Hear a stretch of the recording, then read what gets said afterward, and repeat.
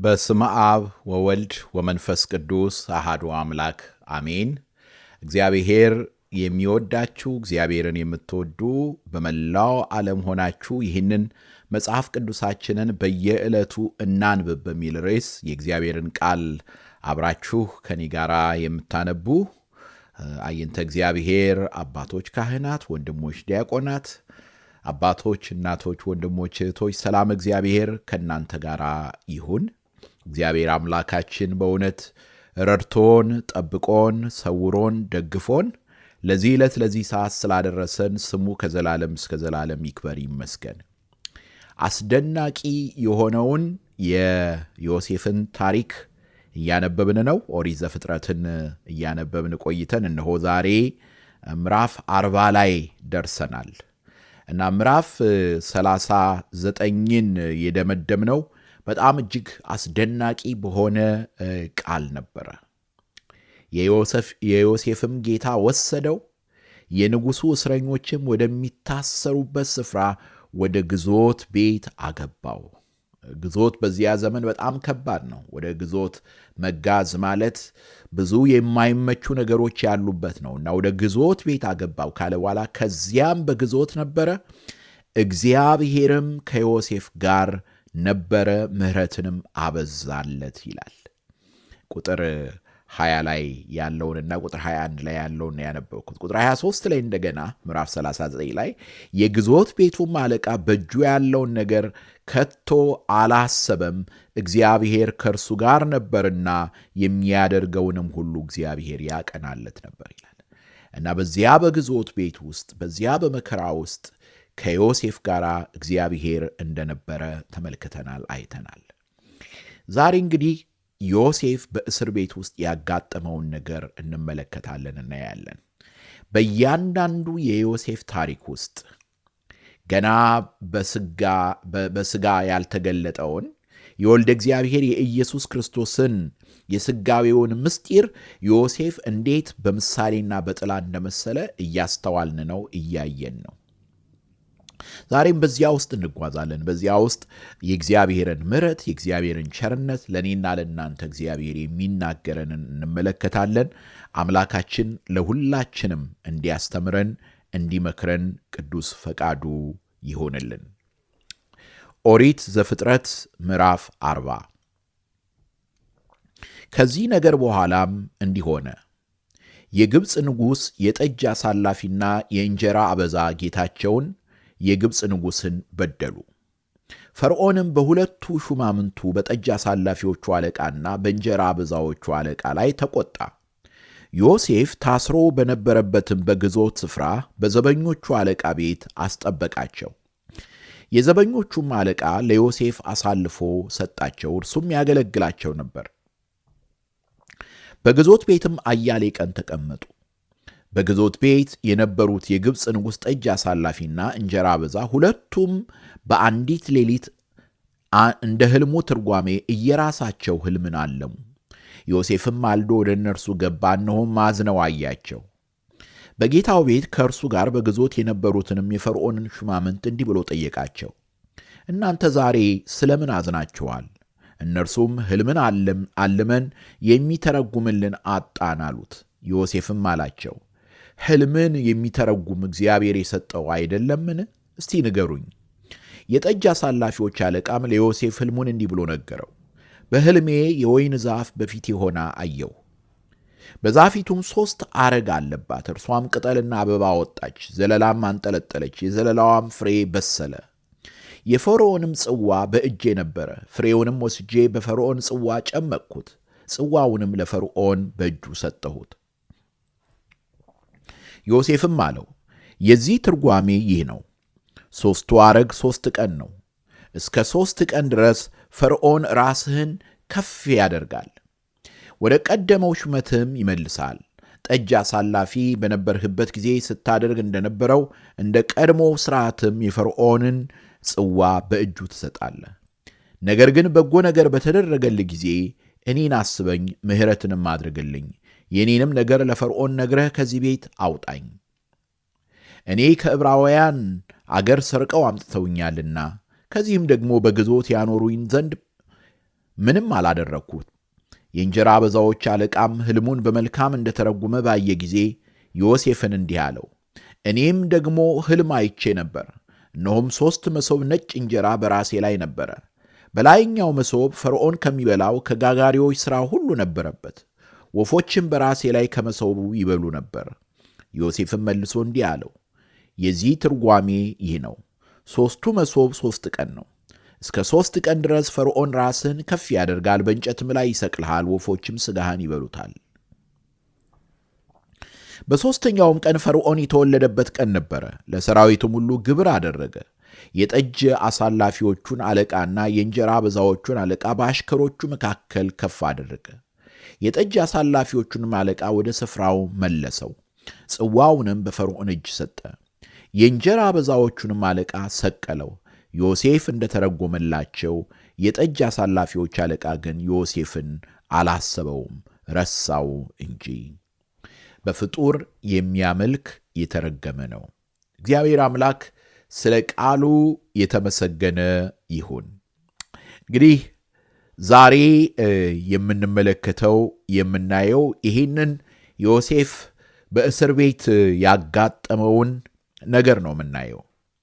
ዮሴፍ በእስር ቤት ያጋጠመው የዮሴፍ ታሪክ፣ የዮሴፍ የሕይወት ጉዞ ለእኔና ለእናንተ ብዙ ትምህርት የሚሰጠን ነው። የመጀመሪያው አንደኛው ትምህርት ምንድን ነው ካልን፣ በመከራችን ስፍራ እንኳ እግዚአብሔር የበረከት መሳሪያዎች እንደሚያደርገን ከዮሴፍ ታሪክ እናያለን፣ እንመለከታለን። ዘፍጥረት 40 ቁጥር 3 ላይ አሁን ያነበብነው ላይ ዮሴፍ ታስሮ በነበረበትም በግዞት ስፍራ በዘበኞቹ አለቃ ቤት አስጠበቃቸው ይለናል። እነዚህን 2 ሰዎች ማለት አንደኛው የንጉሱ ወይም የፈርዖን ጽዋ ያዥ ነበረ። ሁለተኛው ደግሞ የፈርዖን የምግቡ አሳላፊ ነበረ። በነገራችን ላይ እነዚህ 2ቱ ዝም ብለው ተራ ሹማምንት አይደሉም።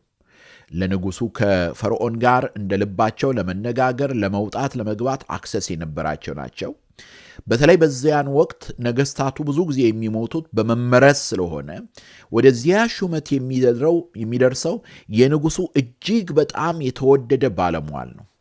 ምናልባት ትዝ ካላችሁ መጽሐፍ ቅዱስን ያነበባችሁ ነህምያ የንጉሱ ጠጅ አሳላፊ ነበር። ትልቅ ማዕረግ ላይ ማለት በባቢሎን ዘመን ማለት ነው። በባቢሎን ዘመነ መንግስት የንጉሱ ጠጅ አሳላፊ ነበር። በዚህ የነህምያን የስልጣን ታላቅነት ማየት እንችላለን ማለት ነው። እንግዲህ እግዚአብሔር በዮሴፍ ሲጠቀም የምናየው እነዚህ ሰዎች ታስረው ነበር። ለምን እንደታሰሩ አይገልጥልም። ነገር ግን ወደ እስር ቤት ገብተው ነበር እና እግዚአብሔር በዮሴፍ ሲጠቀም እንመለከታለን፣ እናያለን።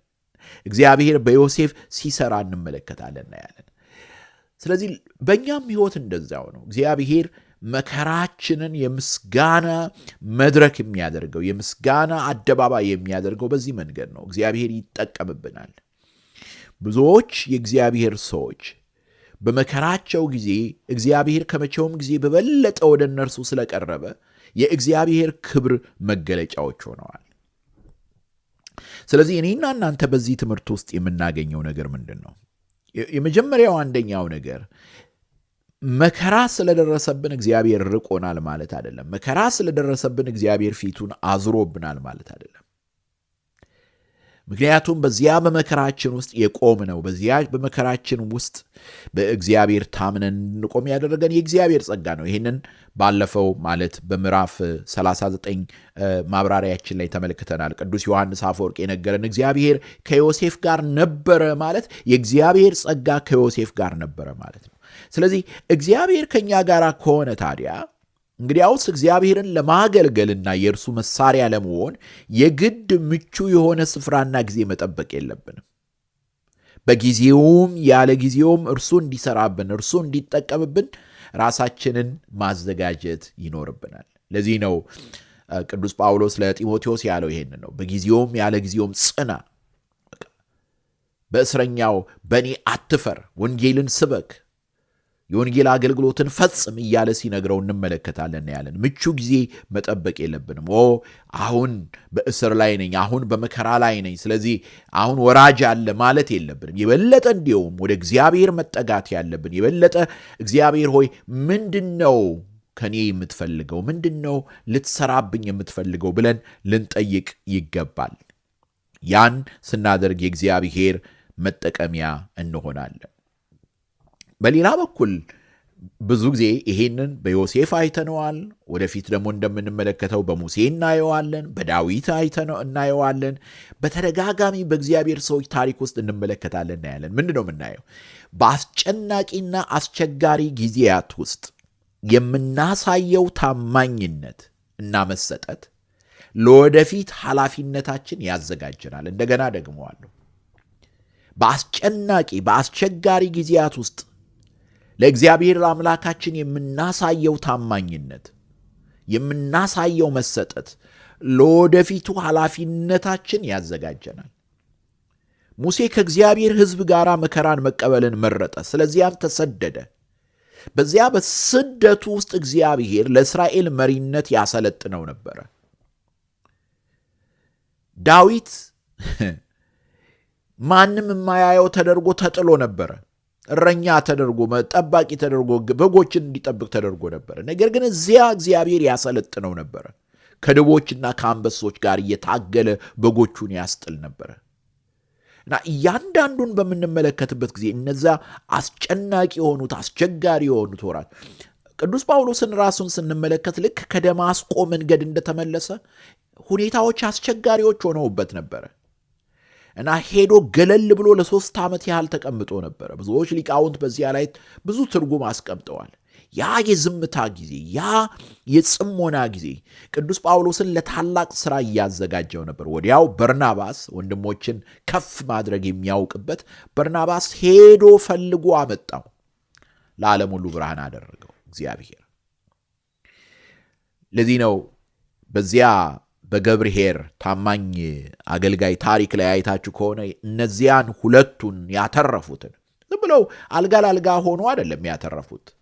ያንን ትርፍ ለማምጣት ቆላ መውረድ ነበረባቸው፣ ደጋ መውጣት ነበረባቸው፣ መልፋት ነበረባቸው እና መጨረሻ ላይ 5 የወሰደው 5 መክሊት አተረፈ።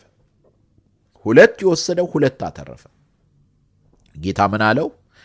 አንተ በጎ ታማኝ ባሪያ፣ በጥቂቱ ታምነሃልና በብዙ ሾመሃለሁ አለው።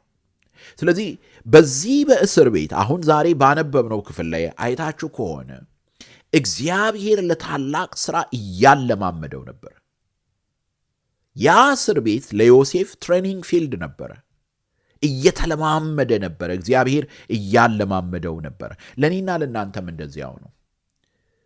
በአስጨናቂ ነገር ውስጥ በምናልፍበት ጊዜ፣ በአስቸጋሪ ነገር ውስጥ በምናልፍበት ጊዜ፣ የዛን ጊዜ ለእግዚአብሔር ታማኝ ከሆንን፣ የዛን ጊዜ ሁለንተናችንን ለአምላካችን ከሰጠን፣ ትዳራችንን፣ ኑሯችንን፣ ሕይወታችንን ጌታ ሆይ ኤው አንተ ክበርበት፣ አንተ ንገስበት ካልን እግዚአብሔር ለበለጠ ታላቅ ነገር ያዘጋጀናል። አስተውሉ። አሁን በእኛ የሚታየው ውሱንነት፣ በሕይወታችን የሚታየው ውሱንነት የእግዚአብሔርን ዓላማ የሚወስን አይደለም፣ የሚገድብ አይደለም። አዎ እኛ እጅ አጥሮን ሊሆን ይችላል። አዎ እኛ አቅም አንሶን ሊሆን ይችላል። እግዚአብሔር ግን ደካማውን ብርቱ የሚያደርግ አምላክ ነው። እግዚአብሔር ድሃውን በብልጽግና የሚሞላ ነው። እፍኝ የሆነችዋን ዱቄት ይዞ የረሃቡን ዘመን እንድናልፍ የሚያደርግ አምላክ ነው። በጥቂቱ ድንቅ ሥራ መስራት የሚችል አምላክ ነው። ዮሴፍ ስደተኛ ነው። አስተውሉ። ዮሴፍ በባዕድ አገር ነው። ዮሴፍ ተከሷል። ሁሉ ጣት የጠቆመበት ሰው ነው። እናም ወደ እስር ቤት የተወረወረ ነው። ግን ዮሴፍ እግዚአብሔር እንዲጠቀምበት እነሆኝ ያለ ነው። ሌላ በሁለተኛ ደረጃ የምንመለከተው የምናየው እግዚአብሔር ከኛ ጋር ሲሆን እና ይሄንን የእግዚአብሔርን ፕሬዘንስ የእግዚአብሔርን ሀልዎት ስንገነዘብ የዛን ጊዜ ልባችን መስፋት ይጀምራል። ጭንቅላታችን አይደለም፣ ወይም ደግሞ የትዕቢት ነገር አይደለም፣ ግን የበለጠ ለሌሎች ማዘን እንጀምራለን። የኛን ሐዘን እንዘነጋና የኛን ችግር እንዘነጋና ለሌሎች ማዘን እንጀምራለን። ለሌሎች መራራት እንጀምራለን። እና እዚህ ክፍል ላይ የምናየው ይሄን ነው። አይታችኋል። እነዚህ ሁለት ሰዎች እስር ቤት ተወረወሩ። ምናልባት መፈንቅለ መንግስት ተደርጎ የነሱ የአንደኛቸው እጅ ሊኖር ይችላል፣ አይታወቅም። ግን እነዚህ ሁለቱ የወይን ጠጅ አሳላፊውና እንጀራ አበዛው ማለትም የምግብ ቤቱ ዋና አሳላፊ፣ እነዚህ ሁለቱ ለፈርዖን ቀራቢዎች የነበሩት በሙሉ ወደ እስር ቤት ተጣሉ። እና ዮሴፍ የጠየቃቸው ምን ነበረ? እናንተ ዛሬ ስለምን አዝናችኋል አላቸው። ለምንድን ነው ያዘናችሁት? ይታያችኋል። የራሱን ነገር ይዞ የራሱን ሐዘን ማስታመም ይችል ነበረ፣ መቆዘም ይችል ነበረ፣ ማማረር ይችል ነበረ። አንዲት እህቴ ነበረች። ዛሬ በአካለ ሥጋ የለችም፣ ወደ አምላኳ ዘንድ ሄዳለች። የሚገርመው እርሷ ከባድ በሆነ ሕመም ውስጥ ነበረች እና ትንሽ አቅም ስታገኝ መጀመሪያ የምታደርገው ነገር ምን እንደሆነ ታውቃላችሁ? ሕመምተኞችን እየዞረች ትጠይቅ ነበረ። በተለይ በእርሷ አይነት ሕመም ውስጥ ያሉትን እየፈለገች ታጽናናቸው ነበረ፣ ታበረታታቸው ነበረ። ይሄ እግዚአብሔር ሲረዳን ነው። እግዚአብሔር የረዳው በመከራው ወቅት ልቡ ጠባብ አይሆንም፣ በራሱ ዓለም አይዋጥም። እና ቅዱስ ዮሐንስ አፈወርቅ ይህንን ነገር ሲመለከት ምን ይለናል? ዮሴፍ በራሱ መከራ ላይ ሳያተኩር የሌላውን መከራ እንደዚህ ቦታ ሰጥቶ መታየቱ ምን ያህል የሥነ ምግባር ሰው እንደነበረ፣ ምን ያህል ምግባሩ ታላቅ እንደነበረ ያሳያል አለ። አያችሁ። ስለዚህ ዛሬ በመከራ ውስጥ ያላችሁ የሌላውን መከራ ተገንዘቡ፣ የሌላውን ሐዘን ተመለከቱ። ዛሬ በትንሹ ነገር ያኮረፋችሁ፣ በትንሹ ነገር የተበሳጫችሁ ሌሎችን አስቡ። በዚያ በዕብራውያን መልእክት ላይ በእስር ያሉትን እንደታሰራችሁ ሆናችሁ አስቡ ይለናል። ሁልጊዜ የሌላውን መከራ በምናይበት ጊዜ ሚዛናዊ የሆነ እይታ ይኖረናል። ምሬት ከኛ ዘንድ ይርቃል፣ ገለል ይላል። በሦስተኛ ደረጃ እግዚአብሔር ከኛ ጋር እንደሆነ ስንረዳ፣ የእግዚአብሔር ምሕረት፣ የእግዚአብሔር ይቅርታ፣ የእግዚአብሔር በጎነት ከኛ ጋር እንደሆነ ስንረዳ፣ እንደዚሁም ደግሞ እግዚአብሔር በእኛ ውስጥ ጸጋውን ሲገልጥ የዚያን ጊዜ ለእግዚአብሔር ክብርን መስጠት እናውቅበታለን። ፈርዖን ምንድን ነበረ? ናቡከደነጾር ምንድን ነበረ ያለው? ይህችን አለ የሱሳን ግንብ ሲመለከት እጄ ሰራችው አለ። ይሄንን እኔ ያደረግኩት ነበረ ያለው። ነገር ግን ዮሴፍን ተመልከቱት። ሕልም ስለመተርጎም ሲናገር ምን እንዳለ ታውቃላችሁ? እነርሱ ነገሩት፣ ሕልምን አልመን የሚተረጉምልን አጣን አሉት። ዮሴፍ ምንድን ነበር ያላቸው? ሕልምን የሚተረጉም እግዚአብሔር የሰጠው አይደለምን አለ። ጊፍትድ ነው፣ ሕልምን መተርጎም የሚችል ነው ዮሴፍ። ግን ያን ጸጋ ያገኘው ከእግዚአብሔር እንደሆነ ስላወቀ ለእግዚአብሔር ክብርን ሲሰጥ እንመለከታለን፣ እናያለን። ስለዚህ እውነተኛ ጥበብ የሚጀምረው እዚያ ላይ ነው። እውነተኛ ጥበብ የሚጀምረው የጸጋ ባለቤት የሆነውን እግዚአብሔርን ስናውቅና በእርሱ ላይ ስንደገፍ ነው። ለዚህ ነው እዚያ ምን ይላል? እግዚአብሔር ትዕቢተኞችን ይቃወማል ይላል፣ ለትሑታን ግን ጸጋን ይሰጣል። ዮሴፍን በጸጋ ላይ ጸጋ የሰጠው ለዚያ ነው። ግን እዚህ ላይ አንድ ነገር አብረን እናንሳ። ቶሎ ብዬ ጨርሳለሁ፣ ዛሬ አላስረዝምባችሁ። ይታያችኋል ምድራዊ ስልጣን ምን ያህል ህልም እንደሆነ በራሱ ዘላለማዊውና እውነተኛው ከእግዚአብሔር ብቻ የተገኘ እንደሆነ። እነዚህ ሰዎች ታላላቅ ባለስልጣናት ነበሩ፣ በአንዴ ወረዱ፣ በአንዴ እስር ውስጥ ገቡ። ስለዚህ ተስፋችን ልናደርገው የሚገባን ዘላለማዊ የሆነውን ነገር ነው እና ህልሙን ተረጎመላቸው።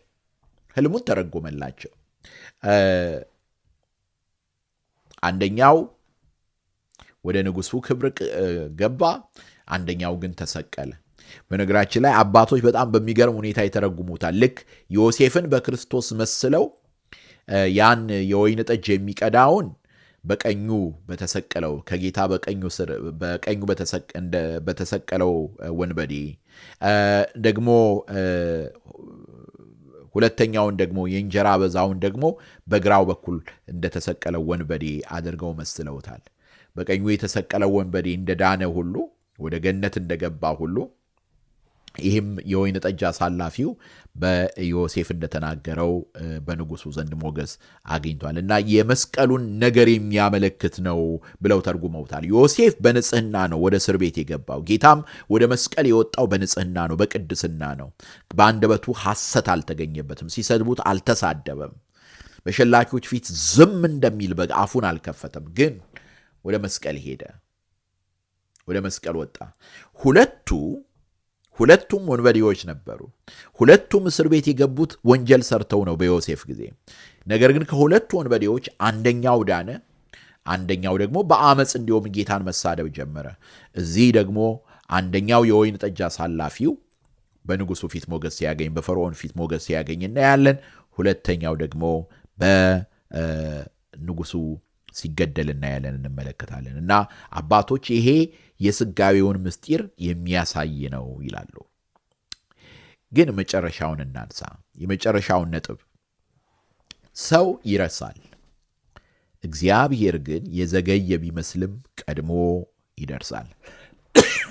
መጨረሻ ላይ አይታችሁ ከሆነ ሕልሙን ሲተረጉም ምዕራፍ 40 ቁጥር 14 ላይ ነገር ግን በጎ ነገር በተደረገልህ ጊዜ እኔን አስበኝ፣ ምሕረትንም አድርግልኝ፣ የኔንም ነገር ለፈርዖን ነግረህ ከዚህ ቤት አውጣኝ ብሎት ነበር እና ቁጥር 23 ላይ የጠጅ አሳላፊዎች አለቃ ግን ዮሴፍን አላሰበውም፣ ረሳው እንጂ ይለናል። ረሳው እንጂ። በሰዎች የተረሳችሁ አላችሁ።